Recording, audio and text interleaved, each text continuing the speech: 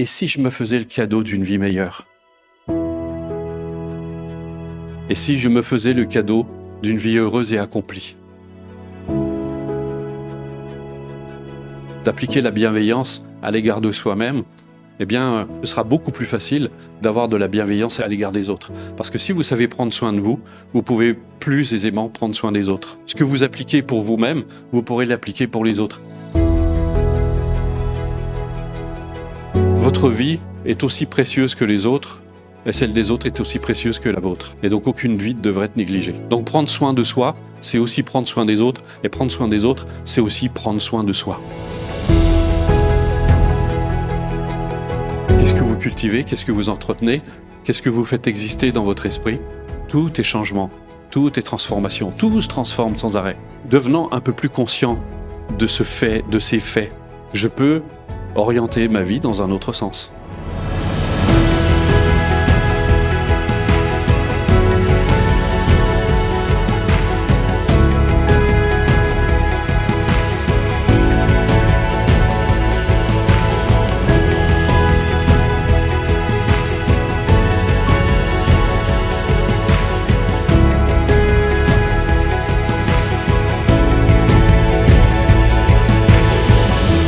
Ravi de pouvoir partager toutes ces connaissances, toutes ces informations avec vous.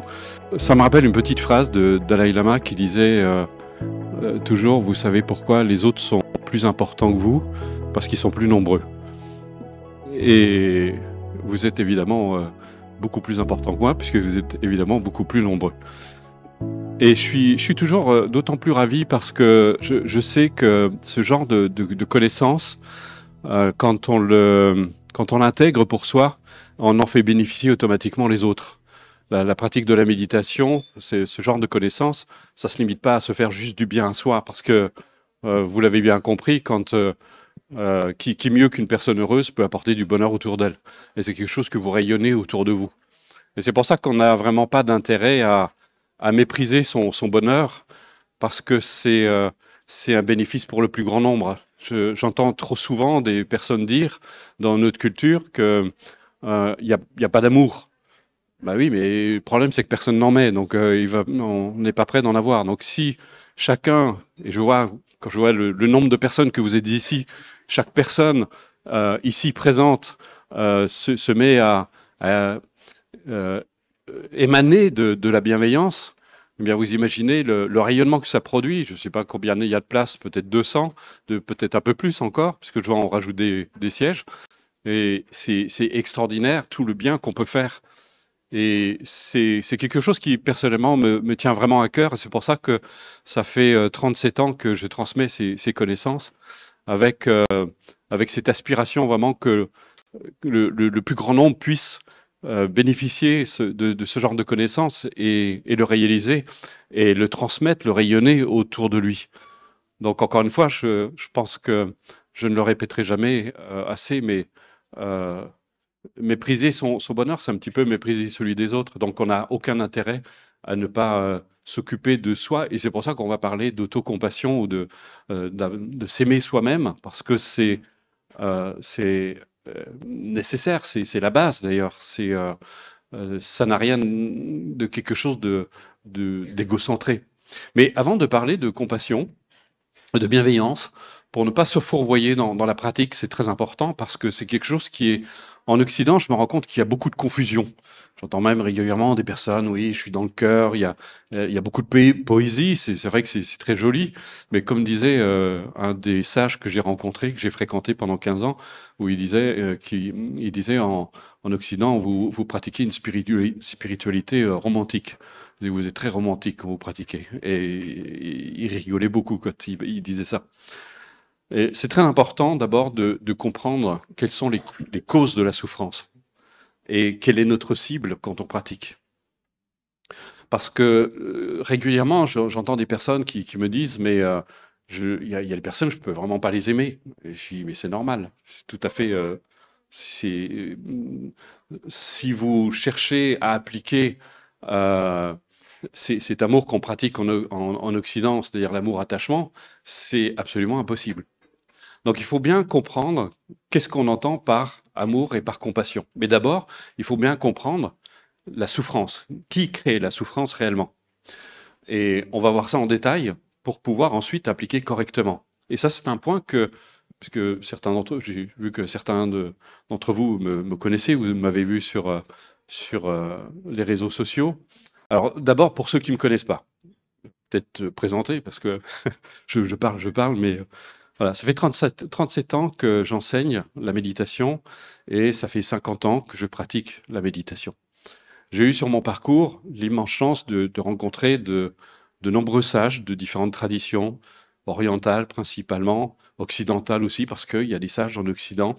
Et surtout, j'ai fréquenté un grand maître du nom de Shinmen Rinpoche pendant près de 15 ans jusqu'à sa mort. Ça a été pour moi une source d'inspiration extraordinaire parce que il était une des rares personnes que j'ai rencontrées sur mon parcours qui incarnait vraiment ce qu'il transmettait. Il n'y avait pas de différence entre le messager et le message qu'il délivrait, et j'avoue que c'est quelque chose d'assez rare. Il y a beaucoup de personnes qui professent des choses, mais parfois, comme on dit, le cordonnier mal chaussé. Et lui était très très bien chaussé, donc ça allait. Donc pour moi, ça me convenait. Et j'ai eu vraiment la chance et le bonheur euh, de le rencontrer, de le fréquenter en privé. Et c'est vrai que pour moi, ça a été vraiment une source d'inspiration. Et encore aujourd'hui, même après son décès en 2002, pour moi, il est toujours là présent. J'ai toujours à l'esprit cette présence imperturbable qu'il représentait. Et donc, comme je le disais, c'est très important pour pouvoir pratiquer correctement l'amour et la compassion, et aussi ce qu'on appelle aussi l'auto-compassion, la bienveillance à l'égard de soi-même. C'est très important d'identifier clairement quelles sont les causes de la souffrance. Alors j'en parle très souvent dans mes conférences sur Internet. Tant qu'on considère que la souffrance provient de l'extérieur, on ne peut rien faire. C'est-à-dire qu'on est quelque part assez impuissant. Mais si on est un tant soit peu honnête à l'égard de soi-même, on peut voir que les véritables causes de la souffrance ne sont pas à l'extérieur, mais en nous-mêmes, c'est-à-dire dans la réaction qu'on va ressentir. Parce que si la souffrance venait de l'extérieur, si elle était la source de notre souffrance, si elle portait les caractéristiques de la souffrance, toutes les personnes dans les mêmes conditions devraient ressentir la même chose. Et pourtant, on sait très bien, vous mettez 10 personnes dans une même situation, vous aurez 10 réactions. Des réactions différentes, même dans des situations dramatiques, parce que vous pouvez prendre des cas extrêmes comme les viols, comme les tortures, comme ce genre de choses, mais vous verrez que au sortir de cette expérience, certaines personnes vont être complètement anéanties, alors que d'autres, ça va être peut-être l'occasion d'une véritable transformation et d'une véritable résilience. Donc, si évidemment les conditions extérieures ont une influence, certes, mais ce que nous allons faire, nous, de cette expérience, de ce vécu, va être très déterminant. Et donc, je peux être tout à fait honnête et de regarder en moi-même, de considérer que, effectivement, les vraies causes de la souffrance proviennent bien de mon esprit. C'est bien lui qui crée la colère, la jalousie, l'orgueil et toutes ces tendances, tous ces obscurcissements mentaux, comme le disent les bouddhistes. Donc, une fois qu'on a compris ça, là, c'est beaucoup plus aisé de pratiquer la compassion, parce qu'une fois qu'on a clairement identifié les véritables causes de la souffrance, à partir de là, on se dit, mais alors, ce qu'il faut faire, c'est de pouvoir se libérer de ces obscurcissements mentaux. Et c'est là où on va pouvoir appliquer correctement la compassion, d'abord à l'égard de soi-même, c'est-à-dire qu'on va avoir d'une certaine façon cette prière qui va émaner de nous. Puissé-je me libérer, puisque j'ai clairement reconnu que les vraies causes de la souffrance viennent bien de mon esprit, puissé-je me libérer de ces obscurcissements mentaux, de ces perturbateurs, de ces toxines mentales, comme l'appellent les bouddhistes. Et donc, à partir de là, on peut effectivement correctement appliquer la compassion à l'égard de soi-même. Et c'est pareil pour les autres. Et à partir de là, c'est beaucoup plus aisé même de souhaiter du bonheur à autrui, même à des personnes malfaisantes. Parce que si on a compris que ce sont bien ces obscurcissements mentaux qui les conduisent à avoir ce genre de comportement destructeur, on a tout intérêt, évidemment, à leur souhaiter, à eux aussi, de se libérer des causes de la souffrance. Puissent-ils être libres, effectivement, de ces obscurcissements mentaux pour qu'ils ne nuisent plus à autrui. Et donc, à ce moment-là, on a une pratique, comme disent les bouddhistes, on va avoir une pratique juste, une pratique correcte, qui va être appropriée. Mais si on est dans une forme de romantisme ou d'attachement, eh bien, on va considérer que seules les personnes avec qui on est bien, qui nous font du bien, il n'y a qu'eux qui peuvent bénéficier de notre amour, de notre compassion. Donc, il y a quelque chose qui ne fonctionne pas, parce que le jour où ils ont tendance à ne plus se comporter comme nous, on l'attend, eh bien, on va être très fâché. Et comme parfois, c'était Mathieu Ricard qui disait que quand on voit la haine que se vouent certains couples, on se demande s'ils se sont jamais aimés un jour. Et effectivement, là, on est effectivement dans cette forme d'amour-attachement qui se transforme dans une autre forme d'attachement négatif. Donc, ça ne marche pas. Et alors, on se dit, mais est-ce que je peux, parce que c'est une question qui est souvent soulevée, est-ce que je peux aimer de cette manière mes proches? Est-ce que je ne vais pas me détacher d'eux? Alors, une chose est évidente, oui, vous allez vous détacher d'eux, mais de façon positive. Parce que on voit dans notre culture, en fait, on associe le détachement à quelque chose de négatif. Mais c'est justement cette implication émotionnelle qui fait que ça crée beaucoup de souffrance. Si l'autre se comporte d'une manière à laquelle je ne m'attendais pas, ou qui vient contrarier mes projets ou mes désirs ou mes attentes, effectivement, je vais en ressentir de la négativité. Donc je vais souffrir, forcément, ou au moins ressentir de l'insatisfaction. Mais ça ne se passe pas dans l'amour inconditionnel et dans la compassion. Si je suis capable de voir, c'est que finalement, l'autre me donne la chance de me mettre en contact avec mes propres obscurcissements mentaux, et donc de pouvoir me libérer. Alors évidemment, vous allez me dire, c'est plus facile à dire qu'à faire, parce que effectivement, quand on est très proche et quand on est très attaché à l'autre, eh bien, effectivement, c'est souffrance. On ressent cette souffrance, et parfois, ça peut prendre des formes de souffrance extrêmement importantes. Il y a des personnes qui sont, lors d'une rupture ou d'un deuil, vont vivre ça dans un véritable désarroi, dans un désarroi complet, et auront beaucoup de difficultés à s'en remettre. Mais on constate, et c'est un constat que je fais depuis 37 ans, parce que je le vois régulièrement pour les personnes qui viennent en stage chez moi ou qui suivent les cours, et qui arrivent à intégrer ce genre de connaissances et à l'appliquer, ils sont capables de, comme disait Julius Evola, de transformer le venin en remède. La personne est capable vraiment de transformer en fait cette expérience douloureuse en quelque chose de très positif. Parce que là aussi, je vais encore citer les bouddhistes, mais les bouddhistes disent que la souffrance, c'est comme un aiguillon qui nous oblige à sortir la tête hors de l'eau. Donc chaque fois qu'on ressent de la souffrance face à des conditions adverses, eh bien, on est face finalement à nos carences, à nos manques, à cette perception erronée de la réalité.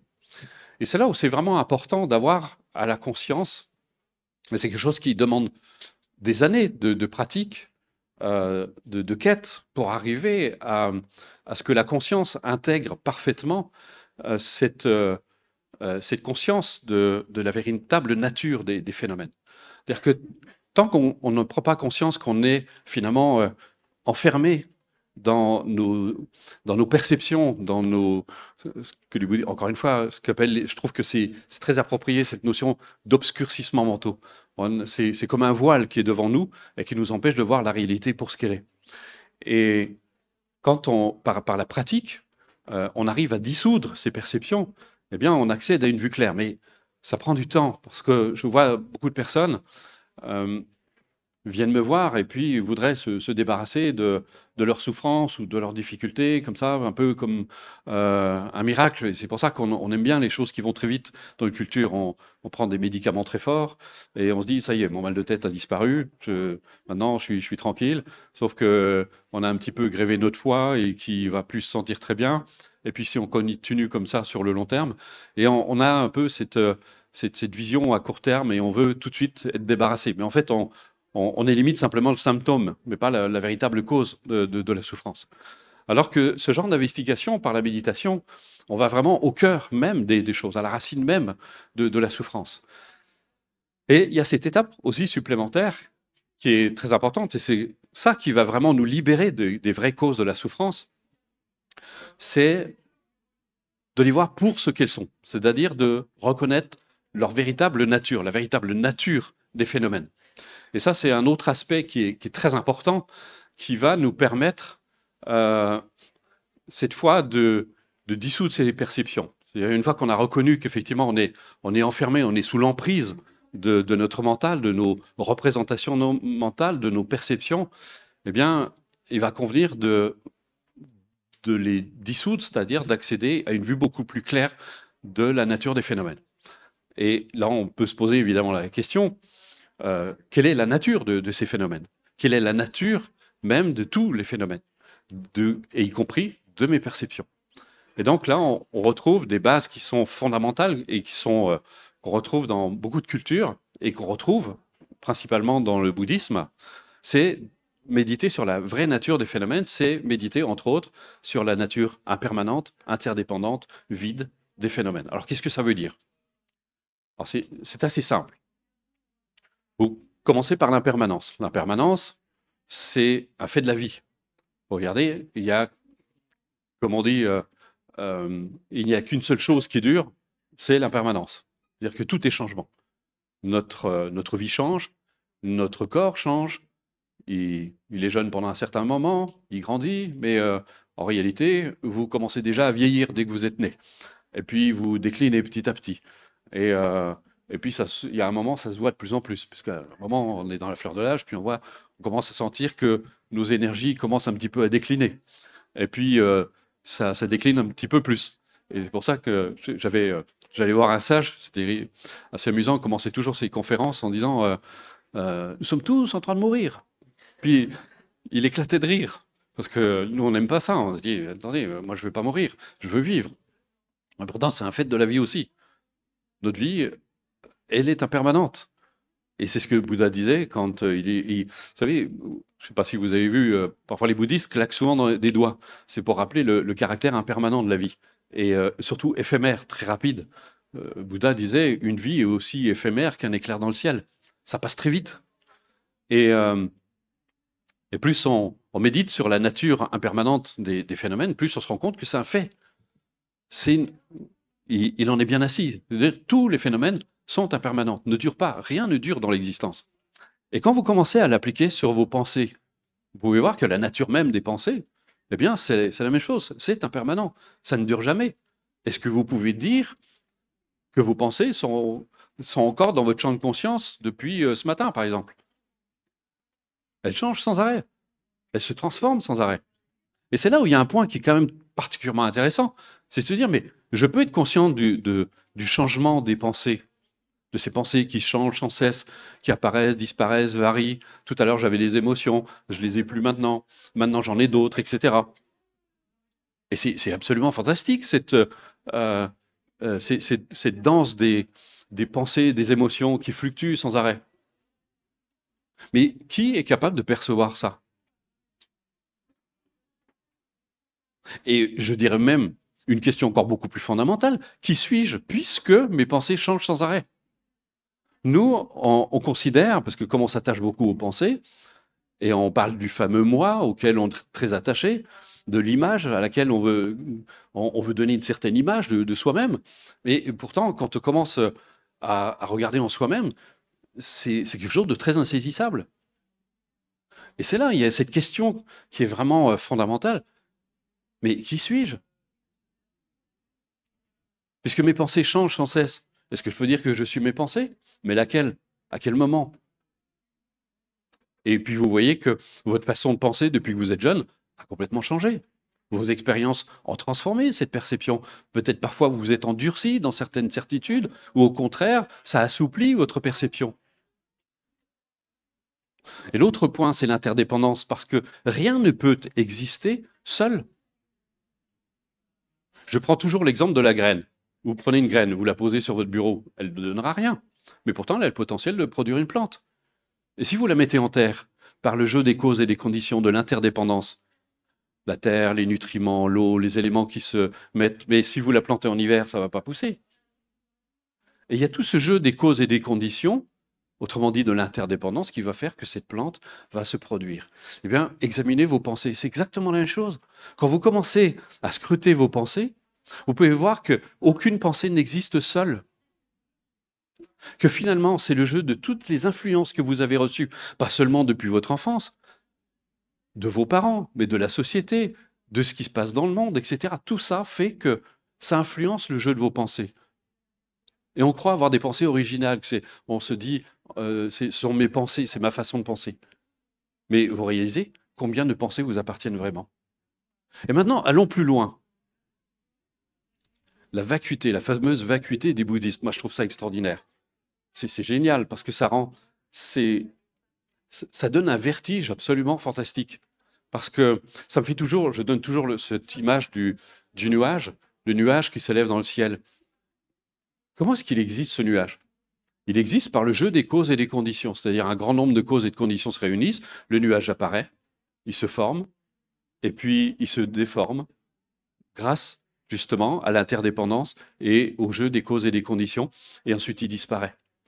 Appliquez ça à vos pensées, c'est exactement la même chose. Mais c'est là où la question fondamentale, cruciale se pose. Je suis en train de faire une conférence sur qui suis-je, et non pas sur l'amour de soi. Mais vous verrez, c'est important, c'est indispensable. Mais vous commencez à scruter ça, c'est extraordinaire.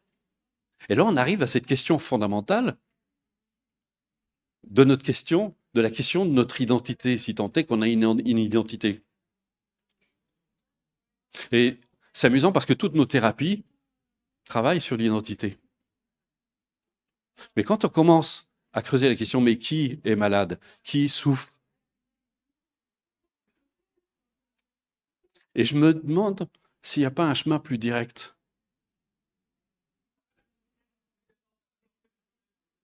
Et ce chemin direct est une des grandes voies qui est professée d'ailleurs par la plupart des traditions, l'amour et la compassion. Mais si elle est bien comprise dans le sens où je vous l'ai dit au début, c'est qu'une fois qu'on a clairement identifié, eh bien, la souffrance est bien créée par mon propre esprit, elle est bien créée par mes propres perceptions.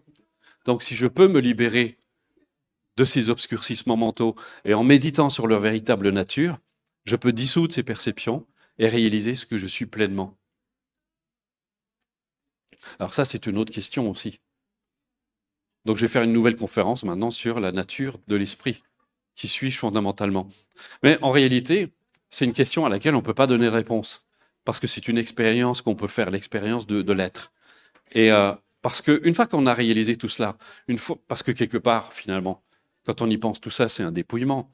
Quand on médite sur l'impermanence, l'interdépendance, la vacuité, c'est-à-dire le caractère vide des phénomènes, on est en train de se dépouiller de ses croyances, de ses certitudes, parce que finalement, la vie, tout est changement, tout est transformation, tout se transforme sans arrêt. Mais ce qui est intéressant, c'est que devenant un peu plus conscient de ces faits, je peux orienter ma vie dans un autre sens. Et comme disait Dalai Lama, il n'y a pas de mauvaise carte du ciel, il y a une mauvaise lecture de la carte du ciel. Et si je sais lire, si c'était juste une question de lecture, si je savais lire différemment mon existence, mes souffrances, tout ce que je vis, peut-être que ça pourrait être différent. Maintenant, je vais aborder l'autocompassion autrement. Est-ce que vous feriez un cadeau à quelqu'un que vous n'aimez pas? Alors, vous êtes une sainte. Pour la plupart d'entre nous, on a du mal à le faire. Et c'est normal, mais j'ai envie de dire c'est humain. Mais vous avez bien compris ce que j'essayais de dire. Et d'ailleurs, ce serait très bien si les gens faisaient des cadeaux à ceux qui n'aiment pas, si tant est que c'est authentique. Et, mais ce que je veux dire par là, c'est à quel point c'est très important parce que quelque part, peut-être que s'il nous arrive des tuiles, s'il nous arrive, on a des mauvaises rencontres, je vois souvent, on parle beaucoup des relations aujourd'hui, des manipulateurs, des pervers narcissiques, etc. Et chaque fois que je rencontre une personne comme ça, je lui dis, mais justement, où est-ce que tu ne t'es pas respecté pour avoir fait ce genre de rencontre?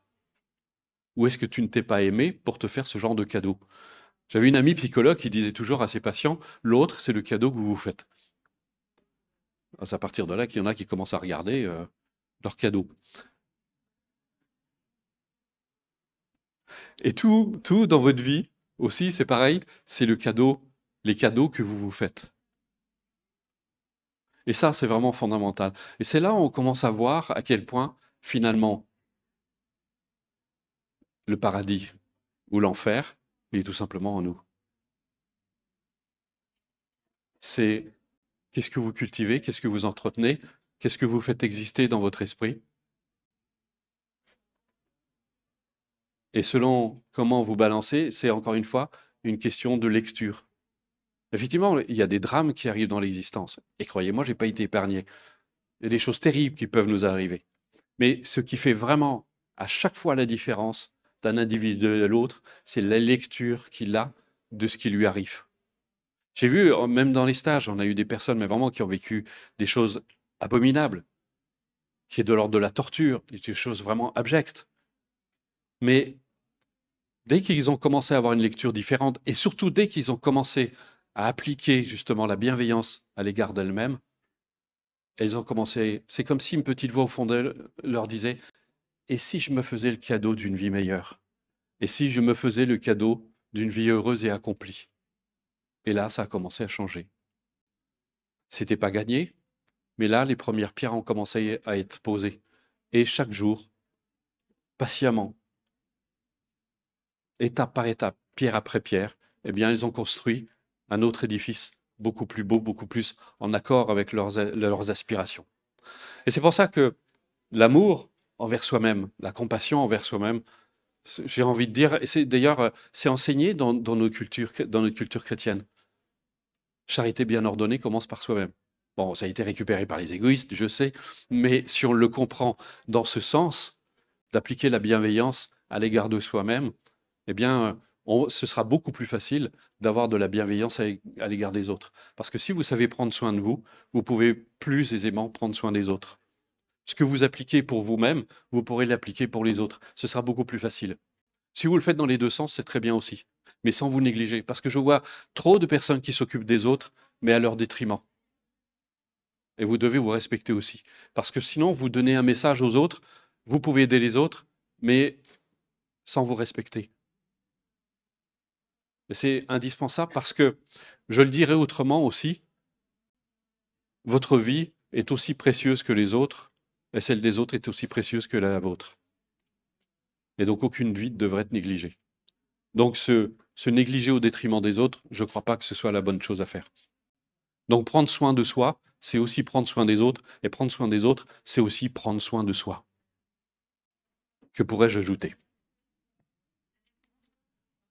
Alors maintenant, si vous voulez, eh bien, je vais répondre à vos questions. Bonjour et merci pour votre intervention. Je ne vous connais pas beaucoup, mais voilà, c'était très intéressant. Alors ma question, c'est, alors je vois plein de conférenciers qui ont parcouru le monde, qui ont des maîtres. Enfin, nous, on n'a pas forcément les moyens ou d'aller voir, d'aller en Inde. Parce que c'est vrai que c'est dans ces continents où on peut peut-être rencontrer des maîtres, mais comment nous, enfin, qui n'avons pas trop le temps ou les moyens de faire cela. Alors, si c'est petit à petit, mais ça peut prendre beaucoup, beaucoup de temps. Et bon, même si je sais que je ne veux pas le faire voilà, de demain, voilà, dans un mois, un an, mais je veux dire, je voudrais quand même que ça se fasse plus rapidement. Alors, quels sont les conseils que, voilà, bon, à part vos stages. Alors bonne nouvelle, moi je ne l'ai pas rencontré en Inde, je ne suis jamais allé en Inde ni au Tibet, je l'ai rencontré en Suisse. Donc il n'était pas loin. Parce que après sa retraite, Shimon Rinpoché est venu s'installer en Europe et j'ai eu le bonheur de le fréquenter pendant 15 ans en Europe. Donc je ne suis pas allé très loin. Et les sages indiens aussi que j'ai rencontrés, Shimed Rinzing Rinpoché, voilà, qui était de l'école Nyingmapa. J'ai vu une autre question. Alors juste pour compléter la réponse, je ne pensais pas quelque chose dont on doit se préoccuper. D'abord, personnellement, je n'aspirais pas à rencontrer en particulier un maître. Moi, ma question, tout jeune, d'ailleurs, pour ceux qui ne me connaissent pas, quand j'avais 13 ans, un de mes oncles m'a demandé ce que je voulais faire plus tard. Et au vu de ce que je voyais dans ma famille, et parce que j'avais une enfance relativement chaotique qui ressemblait plus à une histoire de Zola, et je lui ai répondu spontanément, je veux être heureux. Et il m'a dit, mais c'est pas un métier, ça. Je lui ai dit, mais qu'est-ce que ça peut me faire d'avoir un métier si je suis pas heureux? Je lui ai dit, papa, maman, ils ont un métier, ils sont pas heureux. Les professeurs à l'école, ils sont pas heureux, ils ont un métier. Enfin, ils avaient, enfin, bon, bref. Et ça a été toujours mon aspiration parce que je me suis dit, quel intérêt de vivre si ce n'est pas pour être heureux? Alors, c'est vrai qu'avoir un métier, c'est bien, parce que ça permet d'avoir une paye à la fin du mois, mais si c'est juste ça, si ça se limite à ça, je me suis dit, la vie, c'est peu de choses. Et c'est comme ça que petit à petit, dans ma quête, j'ai découvert la méditation très jeune, puisque j'étais adolescent, d'abord en autodidacte, et puis après, en fait, finalement, c'est cette quête qui m'a amené à rencontrer tous ces sages, parce qu'ils correspondaient à cette aspiration qui devenait de plus en plus euh, évidente pour moi et de plus en plus qui gagnait en intensité. Et il me fallait des réponses. Et donc, c'est comme ça que j'ai fini par rencontrer toutes ces personnes qui correspondaient de plus en plus à mon aspiration. J'ai eu une question par là? Vous avez évoqué tout à l'heure des personnes qui ont pu souffrir, hein, et en fait, ces personnes qui ont souffert, je voulais parler plutôt comment ils ont pris conscience qu'il fallait qu'à un moment donné, les choses changent en eux-mêmes pour qu'ils puissent avoir de la compassion. Comment on prend conscience, en fait? C'est ça ma question, en fait. Mais en Parce fait, que dans la souffrance, il y a un moment, il y a un caractère vraiment intolérable. On veut dire que la souffrance atteint un tel paroxysme que soit on va vers l'autodestruction, soit à ce moment-là, il y a un phénomène de bascule qui se fait et il y a une aspiration qui s'élève chez la personne. Et c'est là où elle va commencer à entreprendre des démarches. Bah, au début, on tâtonne, on essaie des thérapies, on essaie toutes sortes de choses. Le chemin se précise, la personne persévère. Et c'est pour ça je citais ces personnes qui étaient venues en stage, qui avaient vécu vraiment des atrocités dans leur existence et qui étaient véritablement blessées, puis qui ont commencé à avoir une, euh, une ouverture. Et petit à petit, leur vie a vraiment commencé à complètement se transformer et changer. Et ça a commencé vraiment à- à- et ils ont compris que ça venait bien de leur propre perception. Et c'est comme ça qu'ils ont pu arriver à dégager tout ça. D'autres questions? Bonjour. Je voulais vous demander deux choses. Une Oui. chose, ce que la dame disait, mais comment on peut faire? Alors, vous allez me dire si j'ai juste ou pas pour vous. Donc, moi, je pense qu'on est tous des maîtres, que si l'élève est prêt, le maître C'est ce arrive, qu'on dit, oui. et que on a tous un maître en soi, en méditant, vous allez me dire. En méditant, je pense qu'on trouve son maître intérieur qui nous guide et personne ne peut nous dire ce qu'on a à faire.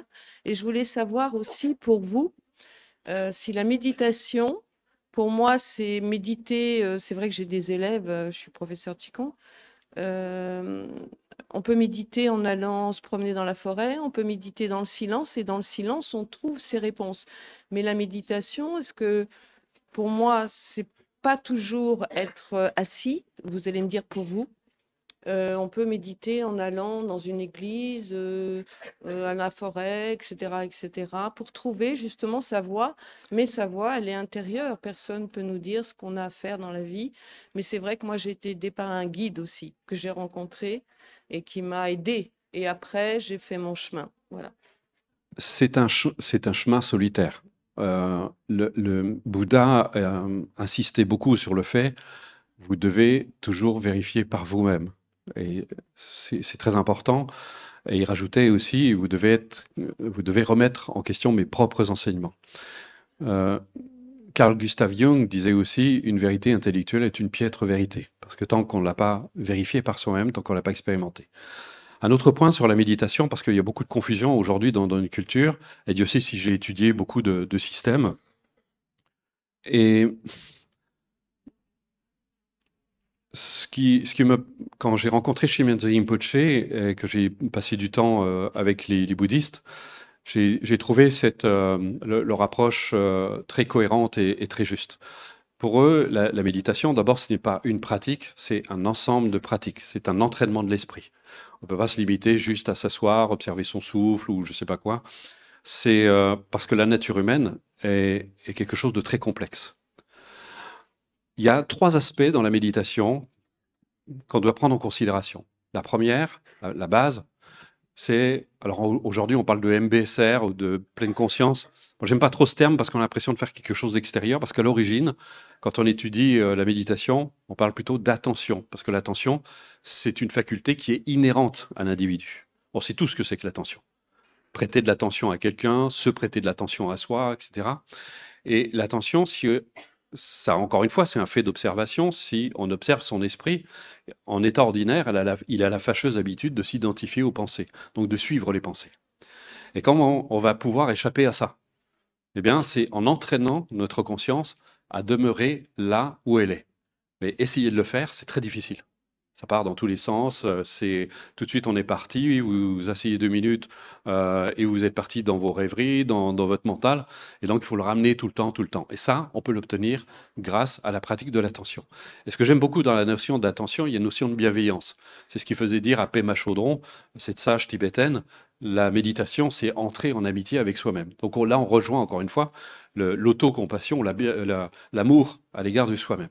Donc ça veut dire qu'on se prend en considération. C'est pas besoin de se prendre dans les bras, on se prend vraiment en considération, on se prête de l'attention. Ça, c'est la première chose. Ça, c'est ce qui va nous aider à stabiliser la conscience là où nous sommes et d'être de plus en plus là où nous sommes. Il n'y a pas de concept, il n'y a pas de croyance, il n'y a pas d'idéologie, il n'y a pas de philosophie. Il ne s'agit pas d'adhérer à un système, mais toujours de vérifier par soi-même. Ensuite, le deuxième aspect de l'entraînement, ce qu'on appelle les antidotes ou les postures mentales. Parce que, comme disait mon ami Shinmyō Rinpoche, l'être humain, c'est comme une voiture à 2 moteurs. Il y a un moteur qui pousse en avant, ce sont nos aspirations, et il y a un autre moteur qui tire en arrière, ce sont nos freins, nos peurs, etc. Toutes nos représentations mentales qui nous empêchent de réaliser ces aspirations. Donc la question, c'est de savoir comment est-ce qu'on va faire pour se débarrasser de ces obstacles. Et c'est là le deuxième aspect de l'entraînement. On va voir tout un ensemble de clés ou de postures mentales. Les bouddhistes appellent ça des moyens habiles pour nous libérer de ces obstacles, de ces obscurcissements mentaux. Et là, encore une fois, c'est une pratique qui n'est jamais fondée sur aucune croyance. Personne n'est là pour nous dire ce qui est bien, ce qui n'est pas bien, parce que la notion de bien et de mal n'existe pas dans cette pratique. On vérifie toujours par soi-même. C'est quelque chose qu'on peut vraiment mettre en application. C'est totalement pragmatique. Vous avez des pratiques comme, par exemple, j'ai en tête le sourire intérieur, qui est une pratique que je trouve extraordinaire, qui est très humaine. C'est quelque chose qu'on peut tous connaître. Vous essayez d'imaginer un enfant qui est en train de faire ses devoirs, puis il s'énerve, ou je sais pas, il est en train de monter un jeu de Lego, puis vous le voyez s'énerver. Puis vous, en tant qu'adulte, avec votre distance d'adulte, vous allez voir un sourire. Mais c'est pas un sourire de moquerie, c'est un sourire de tendresse, de compassion. Et vous allez spontanément aller vers l'enfant pour l'aider. Vous allez avoir un geste de compassion. Eh bien, on montre dans cette pratique comment on peut faire ça à l'égard de soi-même, d'avoir cette même distance salutaire à l'égard de soi-même pour arrêter de se faire du mal quand des fois on a des sauts d'humeur ou on commet des maladresses qui ne sont pas très heureuses. Vous avez aussi la culpabilité, est un obstacle terrible. Et qui est très présente dans nos cultures, c'est quelque chose qui est millénaire, elle est intégrée dans notre inconscient collectif. Donc comment on va se défaire de la culpabilité? Et c'est pour ça que c'est très important de comprendre les mécanismes de la culpabilité pour pouvoir s'en défaire et d'arriver vers une attitude beaucoup plus juste. Et vous avez tout un ensemble de postures mentales comme ça qui vont aider, qui seront autant d'outils qui vont permettre à la personne de se défaire de ces obscurcissements mentaux. Ensuite, le troisième volet de la méditation, j'en ai parlé, c'est de méditer sur la nature, la vraie nature des phénomènes. Et ça, c'est très important parce que une fois qu'on a défait en quelque sorte le caractère erroné de nos perceptions, là, on va pouvoir accéder à réaliser pleinement notre véritable nature. Et ce que certains appellent parfois, justement, le guide intérieur. Est-ce que le guide intérieur, ça ne serait pas plutôt cette vraie nature en nous qui nous chuchote à l'oreille et on a des phénomènes d'intuition. Et parfois, j'utilise cette image, j'essaie d'imaginer les nuages et le bleu du ciel. Les nuages seraient représentés par vos pensées et vos émotions, et le bleu du ciel, ça serait votre véritable nature. Et nous, on cherche, en fait, dans les pensées et les émotions, on cherche notre vraie nature, mais on ne peut pas la trouver. C'est comme essayer de chercher le bleu du ciel dans les nuages, c'est exactement pareil. Et l'objectif, c'est justement c'est un peu comme, alors l'image est très maladroite, mais c'est comme si on rendait les nuages un petit peu plus transparents pour qu'on puisse voir notre vraie nature et réaliser pleinement sa nature. Donc voilà, c'est comme ça en tout cas qu'on le conçoit dans ce genre de démarche. Y a-t-il d'autres questions? Bonjour. Bonjour. Moi, je suis vos leçons. Moi, j'aurais presque tendance à dire vos enseignements, même Mhm. si, voilà. Je voulais savoir si à un moment donné, dans la méditation, quelle est la place de la spiritualité en fait dans la méditation? Est-ce qu'elle est propre à chacun? Parce que c'est très, je trouve que c'est très ouvert à tout le monde ce que vous nous enseignez, donc ça, c'est merveilleux. Il n'y a pas forcément une dimension de spiritualité. Comme vous avez rencontré enfin, dans une première approche, parce que moi aussi, je fais une méditation un peu plus spirituelle, mais bon, ça peu importe, on s'en fiche. Mais voilà, je voulais savoir si vous, comme vous avez rencontré des maîtres, si à un moment donné, alors c'est peut-être un peu personnel, mais est-ce que dans votre méditation, vous avez un côté aussi spiritualité, ou est-ce que ça arrive à un moment donné? Alors à ce moment-là, je veux savoir, qu'est-ce que vous mettez derrière le mot spiritualité? C'est plus une croyance, en fait, qui soit pas... qu'on dématérialise, en fait. C'est Parce plus qu'il y a vers Dieu, Ouais. vers la croyance à quelque chose ailleurs. Voilà, ça peut être très, très, très vaste, en fait, la spiritualité. Mais Et il me c'est semble autre que chose que le monde actuel, en fait. quand on parle Le de la monde réel. véritable nature de l'esprit, il me semble que c'est quelque chose de tout à fait spirituel, puisque c'est lié à la nature de l'esprit. Donc, je pense que c'est quelque chose. Maintenant, après, si on a besoin de mettre des mots dessus, mais le problème, c'est que si on veut mettre des mots dessus, on revient au niveau du mental et on revient dans les concepts, alors que c'est quelque chose qui ne peut pas se conceptualiser. D'ailleurs, vous avez, je ne sais pas où est-ce que vous en êtes, dans le 3e niveau, vous avez une expérience sur la nature véritable de l'esprit. On vous amène par une série de questions à réaliser votre vraie nature, ce que vous êtes par nature. Et là, on entre dans quelque chose de totalement spirituel, mais qui est propre à chacun. D'autres questions? Bonjour, ça sera Bonjour. une question un petit peu plus thérapeutique. Oui. Parce que justement, par la méditation, il y a des choses, justement, c'est aussi peut-être l'objectif de tout ce travail, qui remontent. Vous parliez tout à l'heure de personnes qui ont vécu des drames, etc. Oui.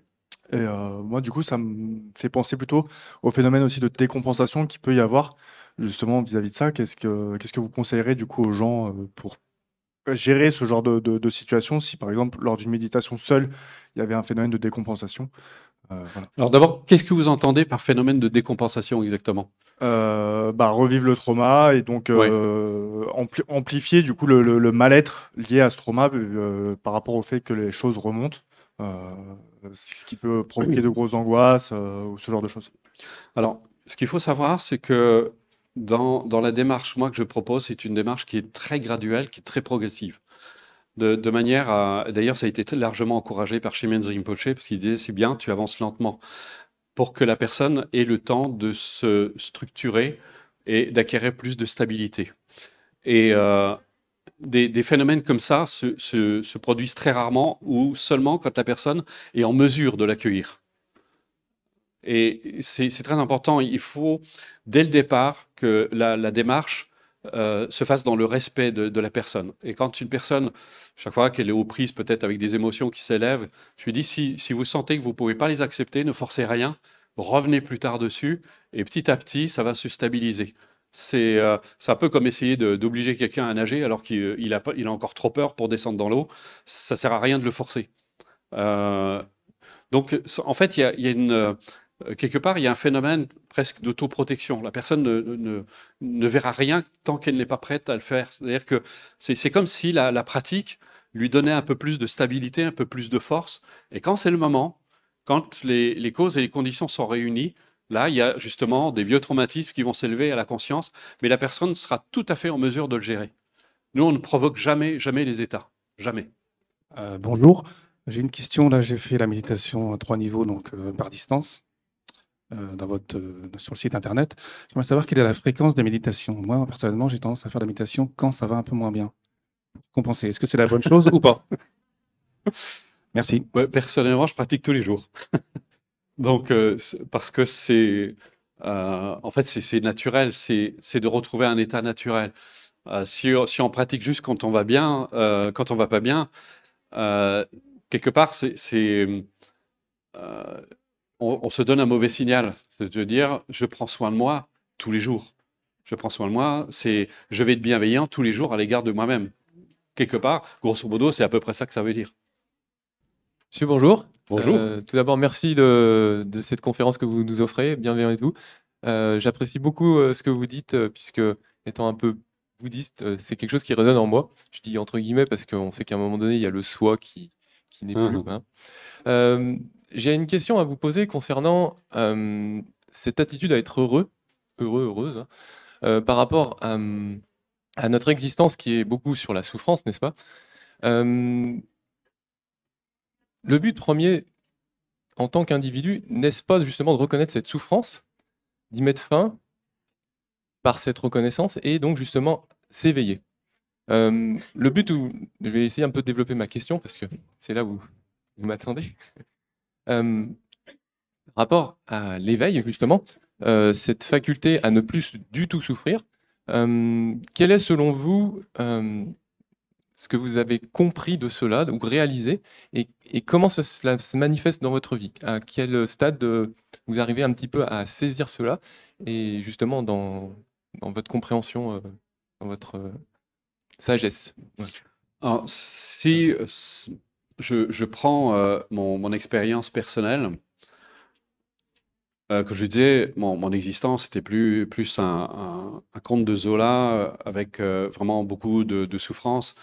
Et c'est quelque chose qui m'a vraiment beaucoup interrogé très jeune. Je me suis dit, mais si c'est ça la vie, ça vaut même pas la peine de la vivre. Et donc il y a vraiment cette question fondamentale. Si la vie a une telle souffrance, d'autant plus que ma mère était polonaise, elle est décédée aujourd'hui, elle était polonaise, elle a vécu des atrocités, puisque quand elle était enfant, elle avait 6 ans, elle était dans les bras de son père, et son père a été tué par les Allemands d'une balle, et son père s'est effondré alors qu'elle était dans ses bras, et ça lui a laissé un traumatisme. Et elle a vu son oncle aussi brûlé au lance-flammes sous ses yeux, et donc ce sont des choses qu'elle a amenées avec elle, et que forcément, malgré elle, elle nous a transmis. Et c'était quelque chose de très difficile. Donc, évidemment, ça occasionne beaucoup de souffrance, beaucoup d'interrogations. Mais c'est justement, alors c'est pas la question de savoir est-ce qu'il faut souffrir pour évoluer, c'est que la souffrance c'est un fait, ça nous arrive. La question c'est de savoir qu'est-ce que j'en fais. Est-ce que je continue à souffrir comme ça, ou est-ce que effectivement cette souffrance, j'en fais une occasion de me libérer? Parce que, et Cyrulnik le dit très bien, soit vous subissez, soit vous faites de cette souffrance une occasion de vous transformer. Donc, et pour moi, ça a été le cas parce que cette interrogation était très forte. Et surtout qu'elle a atteint de tels paroxysmes par moment dans mon existence qu'il fallait absolument que je trouve des réponses. Donc, et c'est pour ça qu'à un moment, on a envie de donner un sens à sa vie. Et ça, c'est plutôt salutaire. Quand on commence à vouloir donner du sens, ça veut dire qu'on ne subit plus. On ne subit plus son existence. Et ça, c'est ce qui m'a amené à cette quête, à rencontrer tous ces sages, à les rencontrer. Et moi, personnellement, je ne voulais pas m'enfermer dans un dogme. Je trouvais que les enseignements bouddhistes étaient très justes, mais bon, je ne me voyais pas me raser le crâne, me retirer dans un monastère et m'habiller en soutane. Selon moi, la démarche devait pouvoir s'adresser à tous et répondre à tous, quelle que soit la vie que pouvait avoir la personne. Et d'ailleurs, avec la bénédiction de tous ces sages, j'ai réalisé cette démarche pour qu'elle soit adaptée à tous. Et quand on arrive à se libérer de la souffrance, quelle joie, quel bonheur d'être libre enfin de cette souffrance. Et après, en fait, il y a deux choses. C'est qu'il y a deux motivations dans la vie. La première, c'est justement la souffrance. La souffrance qui nous oblige à sortir la tête hors de l'eau, de se dire comment je me fais pour me libérer, c'est trop insupportable, c'est vraiment désagréable. Mais nous, le problème, c'est qu'en Occident, on souffre beaucoup du déni. On refoule. C'est-à-dire on ne veut pas en entendre parler. Et Dalai Lama le disait, quand il est venu en Occident, il a dit ce qui est très fort en Occident, c'est qu'on a très peur de la souffrance. Donc on la met de côté. Le problème, c'est qu'en la mettant de côté comme ça, en essayant de gommer les symptômes, c'est pour ça qu'on prend beaucoup de médicaments, on prend beaucoup de psychotropes, des choses comme ça, parce qu'on veut. Et le problème, c'est qu'on développe une intolérance à la souffrance, alors qu'elle devrait être porteuse et nous aider à nous réaliser. Et on a tendance à masquer tout ça, ou alors on fait des thérapies, mais qui, parfois, c'est juste un soulagement. Ça ne nous libère pas des vraies causes de la souffrance. Donc ça, c'est la première motivation qui nous amène à nous libérer des causes de la souffrance. Et la deuxième, c'est la joie. Quel bonheur, quelle joie. Une fois qu'on ressent cette libération, eh bien, c'est ce qui va prendre le relais. C'est-à-dire que comme on ne veut plus souffrir, on ne va pas attendre de souffrir pour se mettre en route.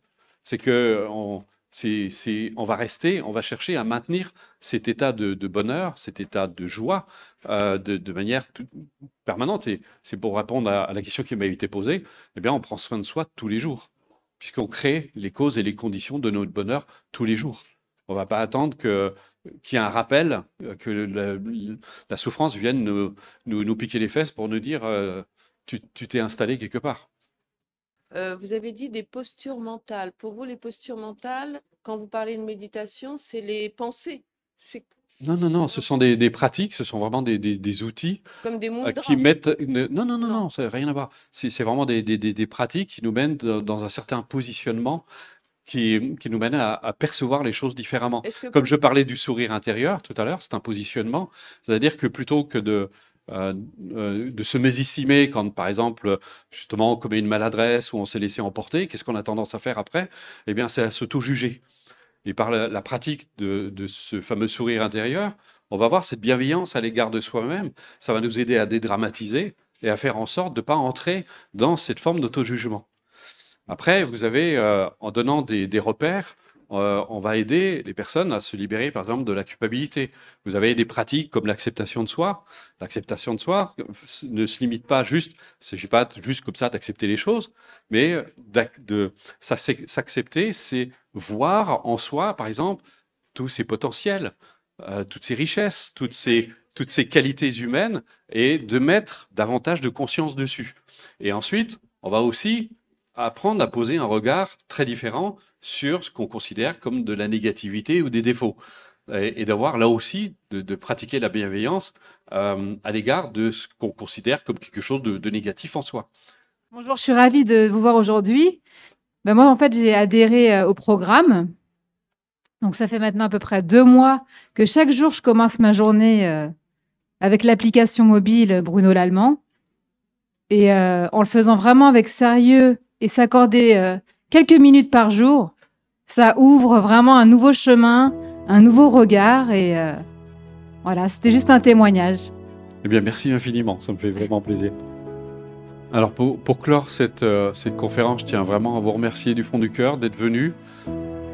J'aurais qu'une chose à vous dire. Même si je n'aime pas donner de conseils, prenez soin de vous. Comme ça, vous prendrez soin des autres. Et ça fera du bien à tout le monde. Merci beaucoup.